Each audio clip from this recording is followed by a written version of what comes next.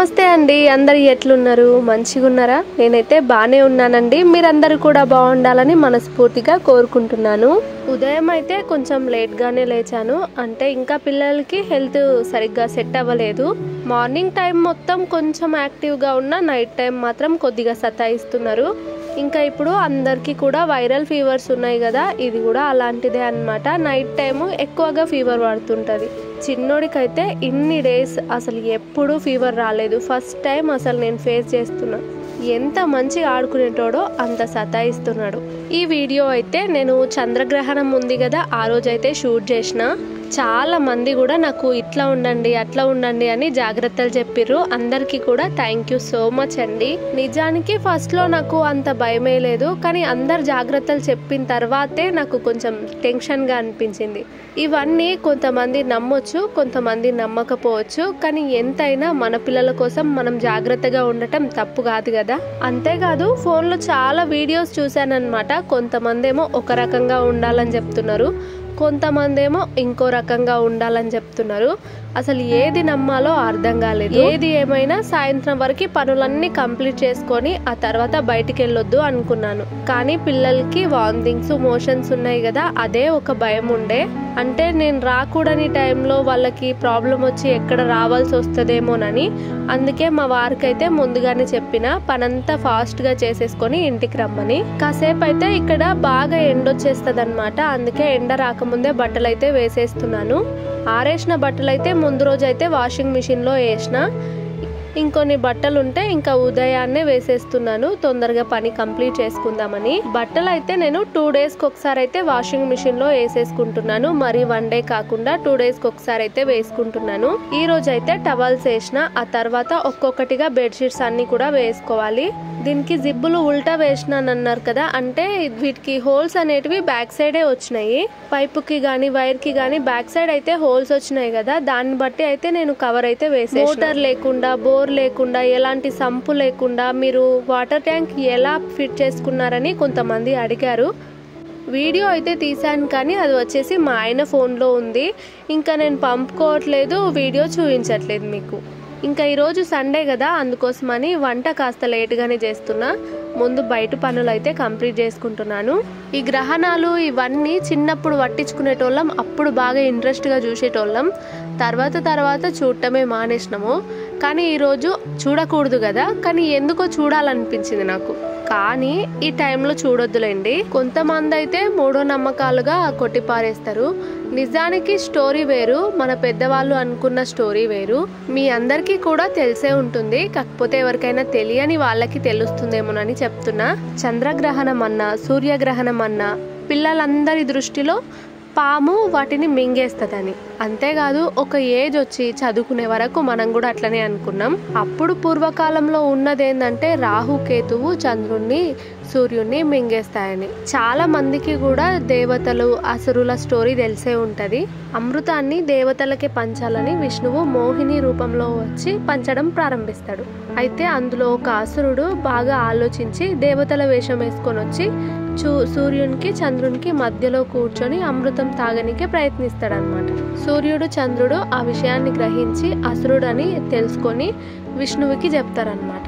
వెంటనే ఆ అసురుడు సుదర్శన చక్రంతో ఆ అసురునికి తల నరికేస్తాడు. కానీ ఆ అసురుడు అప్పటికే కొంచెం అమృతం అయితే తాగి ఉంటాడు. అమృతం తాగటం వల్ల ఇంకా అతను చనిపోడు అనమాట. అతని తల భాగం ఒక దిక్కు, శరీర భాగం ఒక దిక్కు అవుతుంది. తల భాగమేమో రాహు అనమాట, శరీర భాగమేమో కేతు. ఇక సూర్యుడు, చంద్రుడి వల్లనే నాకు ఇట్లా జరిగింది అని రాహు, కేతువులు అప్పుడప్పుడు సూర్యుడిని, చంద్రుడిని మింగటానికి వస్తారంట. సూర్యుడిని మింగితే సూర్యగ్రహణం, చంద్రుడిని మింగితే చంద్రగ్రహణం. పూర్వంలో అయితే ఇలాగే అనుకునే వాళ్ళు. మనం కూడా అదే నిజం అనుకొని పాము మింగుతుంది ఆ పాము కోసం ఎదురు చూస్తూ కూర్చునేటోళ్ళం. ఎక్స్రే పట్టుకొని ఎంతమంది చూసిర్రు, నేనైతే చూసిన, కానీ ఏమీ కనిపించలే. నేను ఆ విషయం చెప్పుకుంటా ఏం చేస్తున్నానో చెప్పటమే మర్చిపోయినా. అప్పటికప్పుడు వేసుకునే స్పాంజ్ దోశలు అయితే చేస్తున్నాను. మొదటిసారి ట్రై చేయటం, తినాలనిపించింది చూడంగానే. దానికోసం అయితే ఒక 2 కప్పుల రవ్వనైతే తీసుకొని అందులో కాస్త పెరుగు వేసి కాసేపు అయితే నానబెట్టేసుకున్నాను పక్కన. ఒక 10 నిమిషాలు దాన్ని అలాగే వదిలేసి ఉల్లిగడ్డ కట్ చేసుకొని అలాగే కరివేపాకు అయితే కట్ చేసుకున్నాను. ఆయిల్ వేసుకొని జీలకర్ర ఆవాలు కరివేపాకు ఉల్లిగడ్డ మూడింటిని కూడా వేయించుకొని పక్కకు తీసి పెట్టుకున్నా. నాకైతే పుట్నాల చట్నీ చేసుకోవాలని ఉండే, కానీ పుట్నాలు చాలా తక్కువ ఉన్నాయి. అందుకోసమని ఇంకా ఎప్పట్లాగే పల్లీలు పుట్నాలు వేసి చట్నీ అయితే చేసుకుంటున్నాను. పుట్నాలు అయితే తెప్పించుకుందాం అనుకున్నాను. మా ఆయనేమో ఇంకా కోలపారం నుంచి రాలేదు, ఇంకా పిల్లలేమో కొంచెం సిగ్గా ఉన్నారు కాబట్టి పంపించలేను. ఇంకా నేను వెళ్ళాలంటే ఇద్దరిని తీసుకొని పోవాలి. అందుకే ఇక ఉన్న వాటితోనే అడ్జస్ట్ అయిపోతున్నా. పచ్చిమిరపకాయలు కూడా లేకుండే మా పెద్దోడు పోయి తీసుకొచ్చిండు. ఇక మళ్ళీ షాప్కి ఏడ పంపుతాంలే అన్నట్టు ఇక పంపలే. ఇంకా వాటినైతే చట్నీ పట్టేసుకుందాం. ఇది 10 minutes అయితే బాగా నానింది కదా, దీన్ని కూడా మిక్సీ అయితే పట్టుకోవాలి. మనకు రవ్వ ఉంటది కాబట్టి మిక్సీ కనుక పట్టుకున్నాం అనుకోండి సాఫ్ట్ గా అయిపోతుంది, ఇంకా ఫ్లోర్ లెక్క పిండి లెక్క. అమ్మకైతే ఫోన్ చేసి రమ్మని చెప్పాను. నెక్స్ట్ డే అయితే వస్తానంది. పిల్లలతో మేనేజ్ చేసుకోవటం అసలు చాలా ఇబ్బంది అనిపిస్తుంది. అందులో నాకు జలుబైనందుకు కొంచెం ఇబ్బంది అనమాట. నాకు జలుబైనప్పుడల్లా నాకు పన్ను క్యాప్ వేయించుకున్నాను కదా, ఆ పన్ను అయితే బాగా లాగేస్తుంటది. జలుబయ్యి పడే బాధ కంటే కూడా ఆ పన్ను బాధనే ఎక్కువ నాకు. ఇంకా భరించలేక అందుకే అమ్మనైతే రమ్మన్నాను. రవ్వని మిక్సీ అయితే పట్టేసుకున్నాను కదా, అందులోనే ఉల్లిగడ్డ అయితే వేసుకోవాలి. ఇంతకుముందు వేయించి పక్కకు తీసి పెట్టుకున్నాం కదా, అదే ఇందులో వేసి కలుపుకోవాలి. దాంతోపాటు కొద్దిగా ఉప్పు కూడా వేసి కలిపేసుకోవాలి. ఇది చేయటానికి తినటానికి బాగుంది, కాకపోతే ఆయిల్ మాత్రం చాలా పీల్చుకుంటుంది. నాకు తెలిసినంత వరకు ఇంత ఆయిల్ తినొద్దబ్బా. లైట్గా ఆయిల్ వేస్తేనేమో పొంగట్లేదు, సరిగ్గా రావట్లేదు. ఆయిల్ కొంచెం ఎక్కువగా వేస్తేనేమో మంచిగా పొంగుతుంది, మంచిగా వస్తున్నాయి. ఇలాంటివి అప్పుడప్పుడు తింటే ఓకే, కానీ డైలీ మాత్రం అస్సలు తినొద్దు. ఎందుకంటే ఇంత ఆయిల్ తిన్నామంటే ఇంకేమన్నా ఉందా పుట్టుక్కుమంటాం. చూసిరు కదా మంచిగా వంగింది కదా, ఇంకా దీన్ని రెండో సైడ్ కూడా కాల్ చేసుకుంటాను. సేమ్ మనకు బన్నుల్లాగా వస్తున్నాయి, కానీ టేస్ట్ మాత్రం చాలా బాగుంది. అంటే దీనికంటే ముందు నేను కొద్దిగా ఆయిల్ తక్కువ వేసి చేశానన్నమాట, అది సరిగ్గా పొంగలేదు. కానీ టేస్ట్ చూసిన టేస్ట్ అయితే బాగానే ఉంది. ప్రెగ్నెన్సీ టైంలో కనుక ఆయిల్ ఫుడ్ అనేది ఎక్కువగా తింటే పుట్టిన పిల్లలకి జాండీస్ వస్తుందంట, అదే పసిరికలు అయితే అవుతాయంట. కాబట్టి ఆయిల్ తక్కువ తినటమే మంచిది. మా పెద్దోనికి కానీ మా చిన్నోనికి కానీ ఇద్దరికి ఉండే, కాకపోతే మా పెద్దోనికి ఎక్కువగా ఉండే గ్లాస్లో పెట్టినాము, మా చిన్నోనికేమో తక్కువ ఉండే, మా ఎండలో పెడితే అయిపోయింది. కానీ నేను మా పెద్దోటి టైంలోనే చాలా తక్కువ తిన్నా, మా చిన్నోని టైంలోనే చాలా ఎక్కువ తిన్నా. నేనైతే నా ప్రెగ్నెన్సీ జర్నీని మీతో షేర్ చేసుకుందాం అనుకుంటున్నా. ఫస్ట్ ప్రెగ్నెన్సీ, అలాగే సెకండ్ టైం అబార్షన్ అయింది అన్నాను కదా అప్పుడు, థర్డ్ టైం మా చిన్నోడు పుట్టినప్పుడు ప్రెగ్నెన్సీని, అలాగే ఇప్పుడు మొత్తం కూడా మీతో షేర్ చేసుకుందాం అనుకుంటున్నాను. నేను ఏం ఫేస్ చేసినా, నేను ఎట్లున్నా, ఎట్లా గడిచిపోయింది అసలు, అదంతా కూడా మీతో షేర్ చేసుకుందాం అనుకుంటున్నా. కానీ ఈ వీడియోస్లో కాదులేండి, తర్వాత వీడియోస్లో అయితే షేర్ చేసుకుంటా. చాలా మంది మీకు డెలివరీ డేట్ ఎప్పుడు ఇచ్చిర్రు అని అడిగిర్రు. మొన్న ఇన్స్టాగ్రామ్లో ఏమైనా క్వశ్చన్స్ అడగండి అని పెట్టినప్పుడు కూడా ఇదే ఎక్కువగా అడిగారనమాట.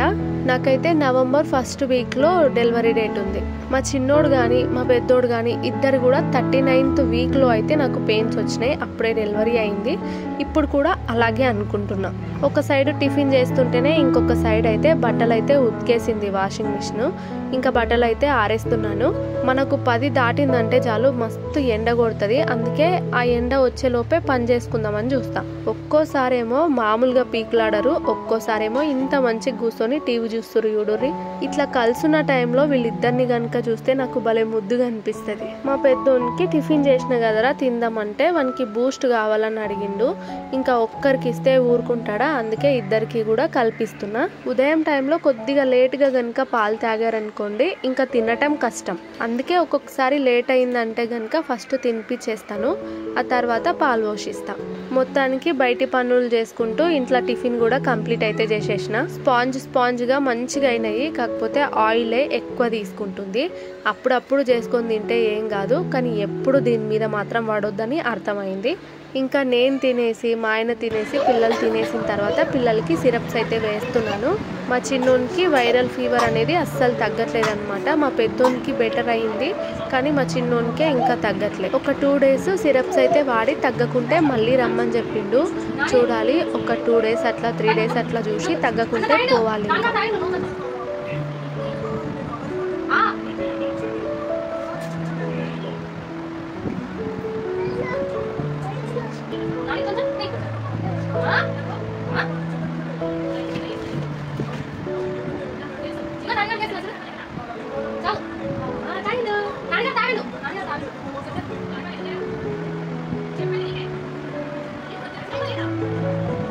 టిఫిన్ అయ్యి ఇంకా తిన్న తర్వాత అన్నీ కూడా తోమేసుకున్నాను. ఎందుకో కానీ పీట మీద మొత్తం బూజు పట్టినట్టుగా అయిందనమాట. ఇంకా దాన్ని కూడా బాగా గీకి మరీ తోమేసిన. మళ్ళీ తోమితే చెక్క పాడవుతుందేమోనని నేను దాన్ని ఎక్కువగా తోమను. తిని గిన్నెలు తోమేసుకున్న తర్వాత కాసేపు ఫ్రీగానే ఉన్నానన్నమాట. ఇంకా తర్వాత మళ్ళీ ఈవినింగ్ లోపు వంట చేసేసుకోవాలి కదా, అందుకే ఇక ఒక 1 అవర్ అట్లా కూర్చొని ఇంకా మళ్ళీ ఫ్రెష్ అప్ అయిపోయినా, స్నానం అయితే చేసేసుకొని ఇంకా మధ్యాహ్నంకి అలాగే నైట్కి వంట అయితే చేస్తున్నాను. చాలా రోజుల నుంచి అనుకుంటున్నాను రొట్టెలు చేసుకుందామని. ఇప్పుడు సంక్రాంతి అప్పుడు మా అమ్మ ఉన్నప్పుడు చేసుకున్నాను, మళ్ళీ ఇప్పుడు చేస్తున్నా. నాకు ఒక్కదానికి ఉన్నప్పుడు ఇవి పర్ఫెక్ట్గా కుదురుతుందన్న నమ్మకం లేదు. పిండి పర్ఫెక్ట్గా తడుపుకుంటేనే మనకు రొట్టె అనేది మంచిగా వస్తుందంట. ఒక్కోసారేమో నేనే చేసినా అని డౌట్ పడేంత మంచిగా వస్తుంది, ఒక్కోసారేమో ఎంత కష్టపడినా రాదు. అత్తమ్మ ఉంది కదా, రాకపోతే చూపిస్తుందిలే అని పిండి అయితే తడిపిన. కాకపోతే మా అత్తమ్మ వాళ్ళ కొడుక్కి కూడా ఫుల్ ఫీవర్ అనమాట. వానికి కూడా ఇంకా హాస్పిటల్కి అయితే తీసుకుపోయారు. మా ఇంట్లో పక్కింట్లో అంత ఫీవరే ఉందబ్బా. ఇంకా మొత్తానికి పిండి అయితే తడుపుకున్నాను. కాకపోతే కాస్త మెత్తగా అయినట్టుగా నాకు ముందే అనిపించింది. చూద్దాంలే అనుకున్నా. దానికంటే ముందు ఇంకా చికెన్ కర్రీ అయితే చేస్తున్నా. బాగా జలుబున్న టైంలో కొంచెం స్పైసీగా గరం మసాలా వేసుకొని చేస్తే సర్ది అనేది తొందరగా తక్కువ అవుతుంది అంటారు. అంతేకాకుండా తినక చాలా డేస్ అయింది, అందుకే తినాలనిపించి ఇంకా తెప్పించుకున్నాను. ఎప్పుడైనా సరే మేము నైట్ టైమే చేసుకుంటాము, కాకపోతే ఇంకా ఈరోజు మధ్యాహ్నమే చేసేస్తున్నా. ఈవినింగ్ 7 లోపు తినేయాలి అన్నారు కదా, అందుకోసము ఇంకా మధ్యాహ్నమే ప్రిపేర్ చేసుకున్నా. ఇంతకీ చంద్రగ్రహణం ఏందో చెప్పుకోలేదు కదా. భూమి, చంద్రుడు, సూర్యుడు సూటిగా ఉన్నప్పుడు భూమి చంద్రుడి పైన సూర్యకాంతి పడకుండా అడ్డుకుంటది. ఈ టైంలోనే చంద్రుడు పూర్తిగా చీకటిగా కనిపిస్తాడు. దీన్నే మనం చంద్రగ్రహణం అంటాం. ఈ టైంలో మనకి చంద్రుడు రెడ్ కలర్లో కనిపిస్తుంటాడు కదా. నిజానికి ఇట్లా చంద్రగ్రహణం ఉంది, జాగ్రత్తగా ఉండు అని చెప్పిన తర్వాత అసలు ఏంటబ్బా అని నేను చాలా సెర్చ్ చేసిన, వీడియోస్ గూగుల్లో మొత్తం చూసుకుంటా కూర్చున్నా. ఎందుకంత జాగ్రత్త పాటియాలి, ఎందుకు దేవుడి గుళ్ళని మూస్తారు, ఇట్లా ఎన్నో క్వశ్చన్స్కి ఆన్సర్స్ తెలుసుకున్నాను అనమాట. నాకు ఏదైనా ఒక విషయం కనుక తెలిసిందనుకోండి, దాని గురించి పూర్తిగా తెలుసుకునే వరకు మనశ్శాంతిగా ఉండదు, నిద్ర పట్టదు. అసలు చంద్రగ్రహణం అనగానే తినకూడదు, పడుకోకూడదు, చూడకూడదు, ఇంకా ఈ రాశి వాళ్ళకి మంచి జరుగుతుంది, ఈ రాశి వాళ్ళకి చెడు జరుగుతుంది, ఇక ప్రెగ్నెంట్ ఉన్న వాళ్ళైతే బాగా జాగ్రత్తగా ఉండాలి. అవన్నీ ఎంతవరకు నిజమో మనకు తెలియదు, కానీ అందరు చెప్తుంటేనే భయం అవుతుంటుంది, జాగ్రత్తగా ఉండాలనిపిస్తుంది. మన నెగ్లెక్ట్ వల్ల ఏ చెడు జరగకూడదు అంటే మనం జాగ్రత్తగా ఉండాల్సిందే. కొంతమంది అయితే గ్రహణం టైంలో మేము బయటికి వెళ్ళినాం, తిన్నాం, పన్నాం అంటే ప్రెగ్నెంట్ ఉన్న వాళ్ళే. మళ్ళీ మేము జాబ్లు చేసేటోళ్ళం, ఆఫీస్కి కూడా వెళ్ళినాం, మరి మాకేం కాలేదు, మా పిల్లలకి ఏం కాలేదు అని కామెంట్లు పెట్టిన వాళ్ళని కూడా చూసిన. ఇది మూడో నమ్మకం, దీన్ని పట్టించుకోవద్దు, ఇలాంటివి వినొద్దు అన్న వీడియోలు కూడా చూశాను, కానీ జాగ్రత్తగా ఉండకుండా ఉండలేకపోయినా. నిజంగా మా అమ్మ చెప్పినట్టుగానే నాకు కామెంట్స్లో చాలా మంది కూడా చెప్పారు, ఇట్లా ఉండు, అట్లా ఉండు, జాగ్రత్తగా ఉండు అని. మెయిన్గా ఏంటంటే 7 లోపు తినేసి ఇంకా ఇంట్లోనే ఉండమన్నారు. ఏవి కొయ్యటం, కట్ చేయటం లాంటివి చేయకుండా ఉండాలన్నారు. గిచ్చటం, గిల్లటం లాంటివి కూడా చేసుకోవద్దంట. ఇంకోటి ఏంటంటే స్ట్రైట్గా పడుకోవాలని చెప్పిర్రు, కానీ అది నా వల్ల కాని పని. మామూలు టైంలోనే నేను కాసేపు అయినా సరే స్ట్రైట్గా పడుకోలేను. అంటే బేబీ పైకి వచ్చినట్టు కానీ, ఊపిరి ఆడనట్టు కానీ, బేబీ కదులుతుంటుంది కదా మొత్తం వన్ సైడ్కి వచ్చినట్టుగా చాలా ఇబ్బందిగా ఉంటుంది. నార్మల్ టైంలో ఒక్క 5 మినిట్స్ అయినా నేను అట్లా పడుకోలేను. 9:58కి అయితే గ్రహణం పడుతుంది అన్నారు కదా, కానీ 7 లోపు తినేసి ఇంట్లో ఉండమని చెప్పారు కదా. 7 తర్వాత కూడా నేను బయటికి వెళ్ళిన, కాకపోతే 9:50 తర్వాత ఇంకా బయటికి వెళ్ళలేదు. 7 తర్వాత ఇంకా పిల్లల వల్ల వెళ్ళాల్సి వచ్చింది. అప్పుడు వెళ్ళేటప్పుడు కూడా కొంచెం భయంగానే ఉండిద్ది అనమాట, అసలు పోవాలనిపించలేదు, కానీ ఇంకా పోక తప్పదు కదా. ఆ టైంలో కూడా నేను బయటికి వెళ్ళిన, పైకి కానీ ఎక్కడా చూడలేదన్నమాట, తల కిందకు వేసుకొనే పోయినా. ఒకటేంటంటే పిల్లలకి వామిటింగ్స్, మోషన్స్. ఇంకోటి మేము బయటికి వెళ్ళాలనుకున్నా కూడా బయటికి వెళ్ళాల్సిందే. ఇంట్లోనే అన్ని సౌకర్యాలు ఉన్న వాళ్ళైతే ఓకే, కానీ బయట ఉన్న వాళ్ళు వెళ్ళక తప్పదు కదా. గ్రహణం స్టార్ట్ అయిన తర్వాత మాత్రం నేను అసలు బయటికి పోవద్దనుకున్నా. వంట చేయటం అయిపోగానే ఇంకా ఆరిన బట్టలన్నీ తీసేసి ఇంట్లో బయట మొత్తం కూడా ఊడ్చేసుకుంటున్నాను. నేనైతే రొట్టెలు కొట్టేటప్పుడు ఎంతో ఆశతో స్టార్ట్ చేసిన, కానీ మొత్తం అడియాసలు అయిపోయింది. 5-6 అవుతున్న కొద్దీ నాకు ఇంకా పని అయిపోతలేదబ్బా అన్నట్టు అయిపోయింది అనమాట. తొందరగా చేసుకున్నాను పని. చికెన్ కర్రీ అయితే తిని చాలా రోజులు అవుతుంది. అసలు తినాలనిపించింది బాగా, కానీ ప్రశాంతంగా తిందాం అనుకుంటే పిల్లలు ఒకటే సతాయించారు. ఇంత సతాయించడాన్ని తట్టుకోలేకనే మా అమ్మకైతే ఫోన్ చేసి రమ్మని చెప్పిన. ఇక రొట్టెలు అయితే చేసుకున్నాను కదా. ఇంత బాగా రొట్టెలు ఏడ నేర్చుకున్నావు ప్రియా, ఎట్లా చేసినావు, మాకు నేర్పించవచ్చు కదా అని మాత్రం అడగకండి. నిపుణుల పర్యవేక్షణలో జరిగింది అంటారు కదా, ఇది కూడా అలాంటిదే. నేను ఏదో అనుకున్నాను కానీ ఇంకేదో అయ్యింది. చెయ్యటం పల్చగానే మంచిగానే చేసిన, కాకపోతే ఇచ్చుకపోతున్నాయి అనమాట. అంటే పిండి అనేది కొంచెం మెత్తగా అయ్యింది. అంతేకాదు మా పెంక అయితే చాలా పల్చగా ఉంటది, దాని మీద గాల్వనికి అస్సలు రాదు. ఎప్పుడైనా చేసుకుంటే మా అత్తమ్మ వాళ్ళది తెచ్చుకొని చేసుకుంటా. అత్తమ్మ వాళ్ళు లేరు, హాస్పిటల్కి వెళ్ళిరని చెప్పిన కదా, అందుకే అదే పెంకు మీద ట్రై చేసిన. అదేమో పల్చగా ఉన్నందుకు తొందరగా మధ్యలో మాడిపోతుంది, సైడ్స్కి ఏమో కాలుతలేదు. ఇవి కొట్టనికనే నేను నానా తంటాలు పడ్డా, అస్సలు రాలేదు. పిండి కాస్త మెత్తగా అయింది. పొడి పిండి వేసుకొని కలుపుకొని చేద్దాం అనుకున్నాను, అప్పటికే కొంచెం లేట్ అయిందనమాట. ఎప్పుడెప్పుడు ఇంట్లో వాడదామా అన్నట్టుండే నాకు, బయట ఎందుకో ఉండాలనిపించలేదు. ఇంకా 6:30 వరకు అయితే మొత్తం పనులు కంప్లీట్ చేసుకొని సాప కూడా వేసేసి కూర్చున్నాం. ఇక 7 తర్వాత నుంచి నేను బయటికి పోవద్దు అనుకున్నా, కానీ చెప్పిన కదా వెళ్ళాల్సి వచ్చింది. 7కి 8కి పోయినా, ఇంకా 8 తర్వాత ఏం పోలేదు. 7 లోపు తినాలన్నారు కాబట్టి తెలిసే ఉంటది కదా, మనం తినే వాటిలో తాగే వాటిలో అన్నింట్లో కూడా ఇది వేసుకోవాలంట. మా అమ్మ అయితే నాకు 10 సార్లు ఫోన్ చేసి ఉంటది. ఒక్కొక్కసారి ఒక్కొక్కటి గుర్తొచ్చు అనమాట. అంటే గరక తెచ్చి ఏపి అని ఒకసారి, బయటికి రాకని ఒకసారి, పడుకోకుండా నిద్రపోకుండా ఉండాలంట కదా 1:30 వరకు. గ్రహణం విడిచే వరకు నిద్ర పోకు, టీవీ చూసుకుంటానో ఫోన్ చూసుకుంటానో ఉండు గానీ నిద్ర మాత్రం పోకని చెప్పింది. గ్రహణం స్టార్ట్ అయిన తర్వాత కూడా నేనైతే స్ట్రైట్ గా పడుకోలేదు. అన్ని గంటలు స్ట్రైట్ గా పడుకున్నాం అనుకోండి, ఇక నా పని అయిపోతుంది. గ్రహణం స్టార్ట్ అయిన తర్వాత సైడ్ మీదనే పడుకున్నాను, కానీ నిద్రపోలేదు. ఓకే అండి, వీడియో నచ్చితే లైక్ చేయండి. నెక్స్ట్ వీడియోతో మళ్ళీ కలుస్తాను. ధన్యవాదాలు.